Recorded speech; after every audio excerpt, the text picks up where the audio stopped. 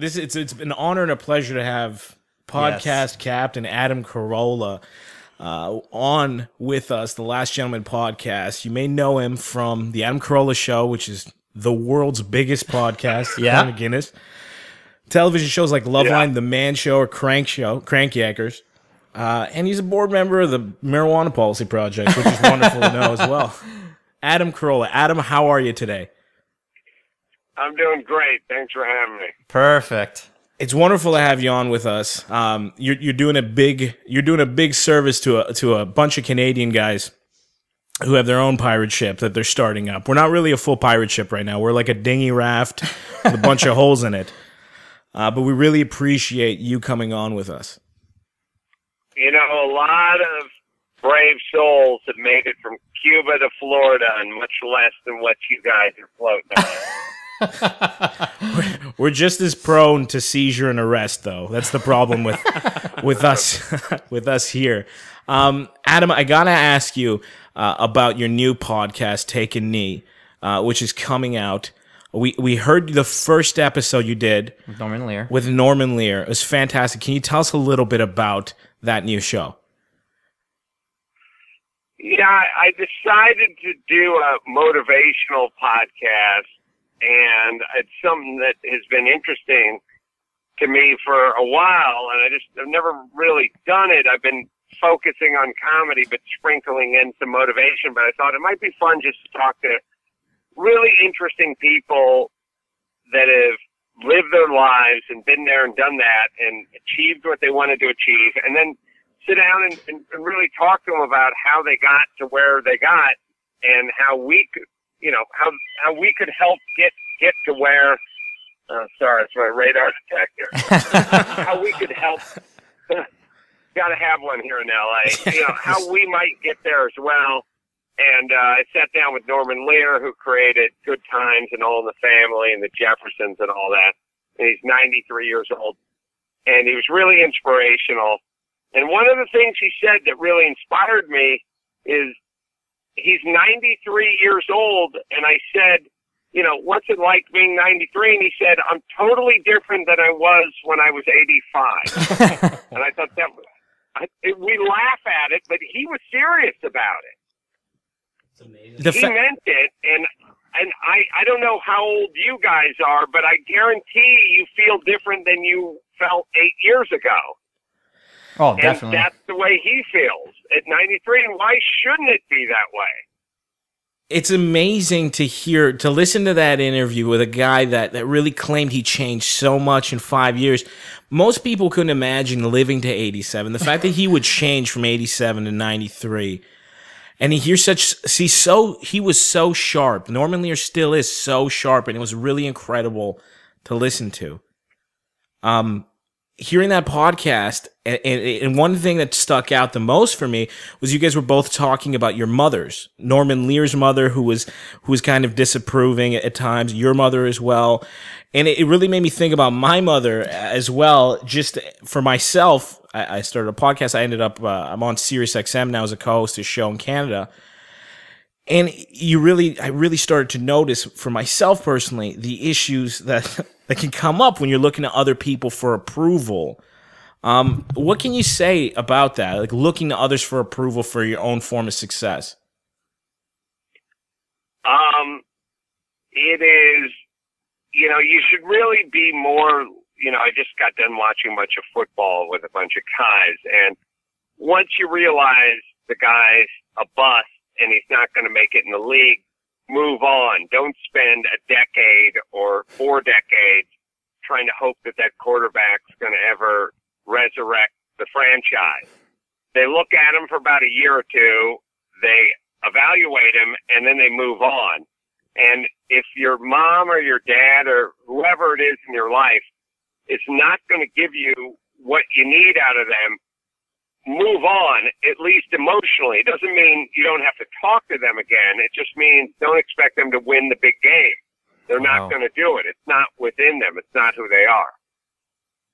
You got to treat your mom like Ryan Lee for Tony Romo and eventually just kind of, pass, look for other I was going to say Ryan Leaf, but I didn't know if you Canucks knew who he was.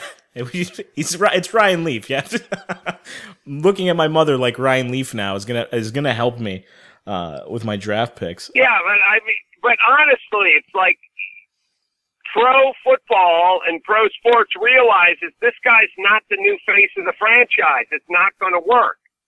So move on. Like, don't expect this guy to resurrect your franchise. And if it's your mom or your dad or whatever they don't do, don't expect them to be any different next season. It's not them. It's not who they are. Now, they wouldn't be here right now if that's who they were. Norman was talking about looking for approval from his mother well into his 60s, and she was in her 80s. What do you think it is that keeps us going in that direction where we never stop looking for approval? Because I know a lot of people that never stop looking for the parents' approval, even though their parents are kind of like Ryan Leaf at the end of the day. Well, I don't think there's a part of you that can ever not yearn for it on some level. You're always going to want it on some level, just like a vegetarian's always going to want a porterhouse steak on some level. But don't expect it, meaning it'd be great if Norman Lear's mom could acknowledge the guy who's going into the Television and Radio Hall of Fame as a guy who's made something of his life, but don't need it and don't expect it because it's not coming. People don't change in their 80s. Wow. Well, Adam, I don't know, Adam. That seems a lot easier said than done. Where I know personally, I'm always looking for approval from my family. Is there any baby steps you could recommend on how to do this? You have to. Sorry, Adam. There's two of us here. Yeah. Sorry, that's Kevin. That's my partner in crime, Kevin. Here asking you that question. Yeah, baby steps on achieving that kind of acceptance. I think the baby steps are there's two things you have to realize. Right now, you think, well, we have a podcast that's we're having a certain degree of success with our podcast, but if we could just ratchet up that degree of success with our podcast, then my parents or my mom would ratchet up their degree of love for me or acknowledgement for me. It has nothing to do with that. So you guys, your podcast could be bought by NBC. They could make a TV show out of it. It could be the number one show on television for a decade, and there would be no difference in your mom's approval rating for you. So the first thing you need to do is do not attach your success to her approval rating. That doesn't exist. And by the way, if it did exist in a positive way, then you could be working at Jack in the Box and go from the guy who makes the fries to the guy who makes the shakes, and your mom would never stop bragging about it. Yeah. That's basically how moms work. So first things first, you're not going to improve anything and have her change one iota. Number two, knowing that she's not going to change, stop trying.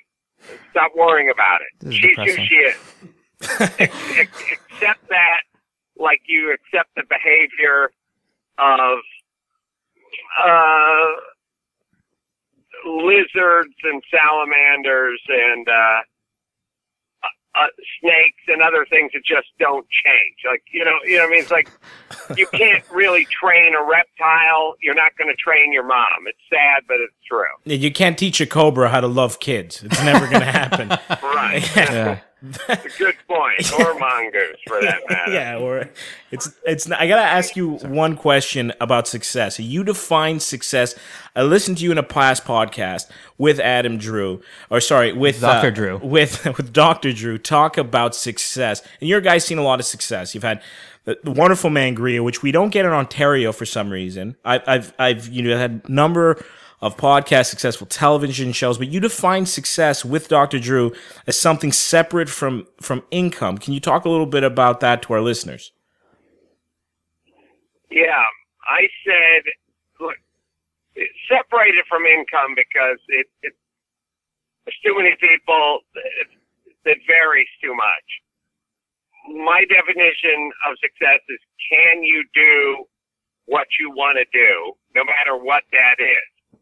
Some of it might be a millionaire, but some of it might be, I want to go to Europe, I want to teach English, I want to get paid to live in Europe. Or I want to get paid to train dogs or race cars or teach people how to drive cars. Or when I taught boxing, I felt successful. I got paid $20 a class to teach boxing. It's something I wanted to do. Yeah.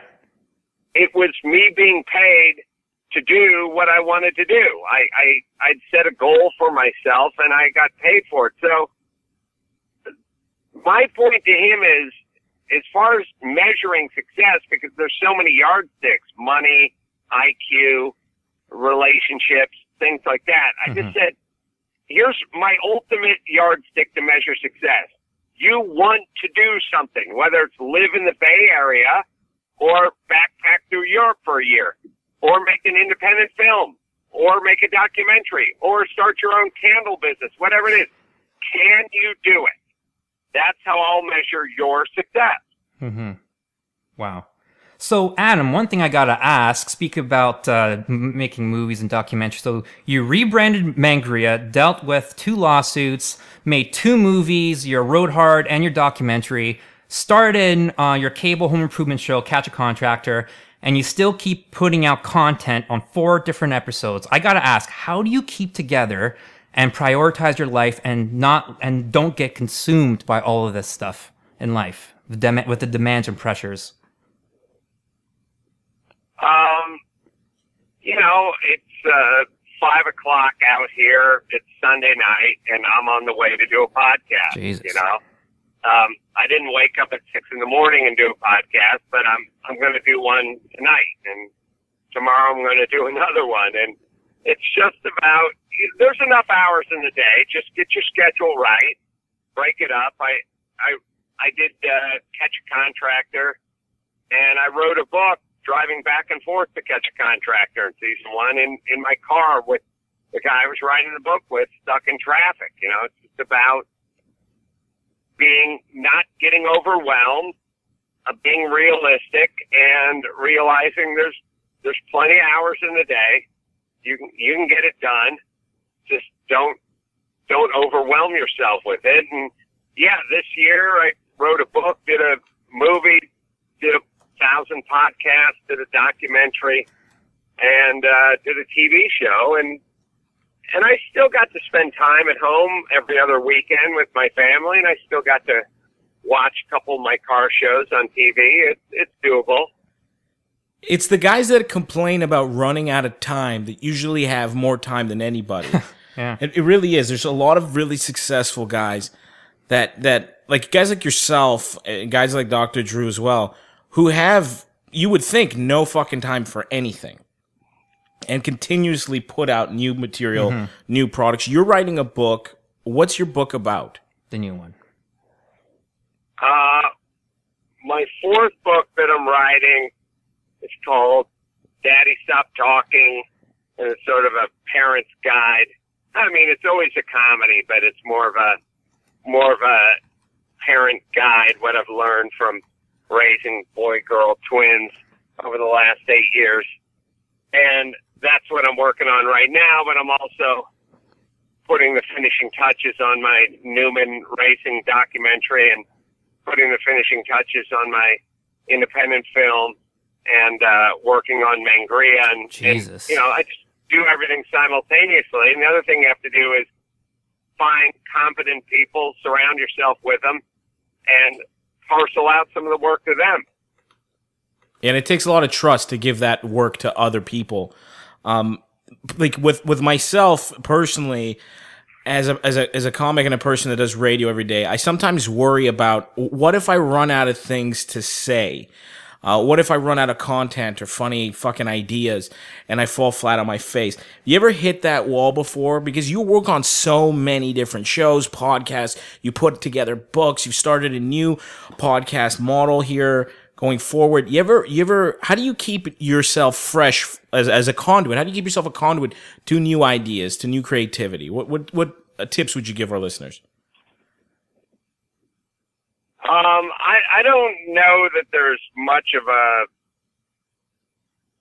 I really don't know that there's an answer, or at least a sufficient answer to that. My answer, literally, I carry a pen and I carry a buck slip with me, which is like a hard piece of cardboard paper. And anything I see and anything I notice and anything that runs through my mind, I write it down. Just anything that pops up, anything that comes around, I write it down. And it's you know, it's not a complicated technique. There's no algorithm to it. I got a phone call the other day. When I picked up the phone, the first thing I heard was, "Congratulations," and I hung up immediately. Did you win a cruise?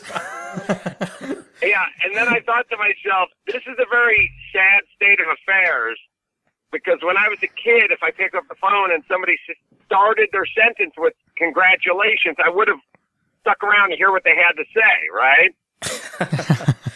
I have a good friend. I thought that, yes. I have a good friend whose 80-year-old father just learned how to use the internet, and the problem he's having right now is his dad believes all the pop-ups are true. So he'll click on the ads for grow a bigger dick or get laid anywhere at any time. Hot singles in your area. Hot singles in the area, and has just destroyed all the computers in the house now because they've been littered with viruses. You know, because at his time, he never had, there was no bullshit. Like, there wasn't a huge bullshit ads flying into your face. You know, he's an old Italian guy that trusted a lot and has destroyed all the technology. Yeah, I mean, I'm sure. I mean, imagine just hearing "congratulations" and hanging up before you had to hear what they had to say. That would have been insanity when you were a kid or a few years ago. And it's a sad state of affairs that we're so jaded that congratulations. They didn't even get to the act of congratulations. They just got to congrats. And I hung up the phone. And so I thought, well, that's sad. And then the next thing I thought was, well, if I'm having a feeling or an emotion about it, I should write it down. I'll make a little note. It's something, it's made me think about something, or it's elicited some feeling in me. And so if that's what it's going to do, I'm going to write it down. It's kind of amazing. I don't know about the U.S., but in Canada back in the 90s, they used to sell these vacuums door to door, these Kirby vacuum cleaners, and they were $10,000 vacuums, and they would sell them on the belief that the guy would come to the house. I remember this as a child. The guy would come in the house, and he'd be like, this vacuum can shampoo the carpet, it can clean the couches, it'll wash your dishes. And people made a great living selling $10,000 vacuums based on promise, and they were shit vacuums. So it really goes to show you that a lot's changed in, you know, a relatively short amount of time. I can't imagine selling a $10,000 vacuum now door to door. No, probably $8,500. There's a recession. Adam, I got to ask you about Mangria. Mangria is a wonderful drink. I've tried myself in Buffalo. Now, Ontario, we don't have. This is Ontario, Canada. You're talking to us from. We don't have Mangria. We have Western Canada listeners that do get it. But in Ontario, we have other celebrity products. Wayne Gretzky makes a wine. It's an ice wine. It tastes like ginger ale and piss. Now, we want to get Mangria into Ontario. That's something we would love to do. We have a very draconian liquor board here that prevents anything that tastes. Kidding. No kidding. Have you ever tried to get Mangria into Ontario? No, got it into Vancouver, and it was a little bit of a debacle. When, you know, one day, God willing, very soon. But it's at this point, no, and it is draconian and it's difficult. And yes, I all I can tell you is yes. Yeah, because we tried and we tried in Vancouver. if you like piss flavored ice wine, Ontario's a great place. But for anything else, any other kind of liquors, it's impossible. Can you tell our listeners in Ontario what Mangria is? It is basically wine with brandy in it. It's like it's high octane sangria, basically what it is.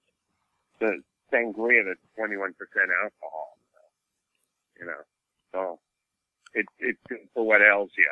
But it's not a joke product. It's a real product. No, it's delicious. I tried it myself. I loved it. I wanted to get it here in Ontario, but you have to get, like, the only people that are allowed to, only celebrities that are allowed to have any beverages in Ontario, Dan Aykroyd. It's literally only Dan Aykroyd and Wayne Gretzky, as far as celebrities that can have anything here.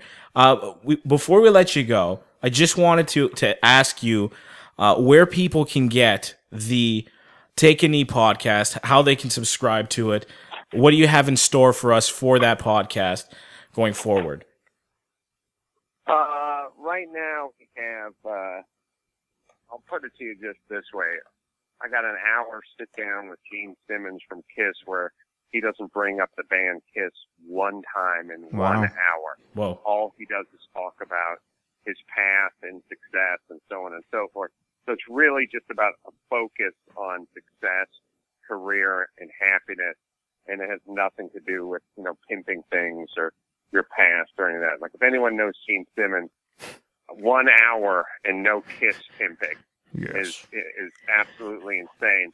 I just take luminaries and successful people, and I just say to them, what was your path? How did you get here? And you'll find they're all different. They all ended up in the same place. So you can go to adamcarolla.com. You can do an Adam Carolla app and do all that stuff and check it out if you're so inclined. But I think it's one of these things where, $4 a month or $3 a month, but it's going to translate into hopefully hundreds of thousands of dollars worth of success for you.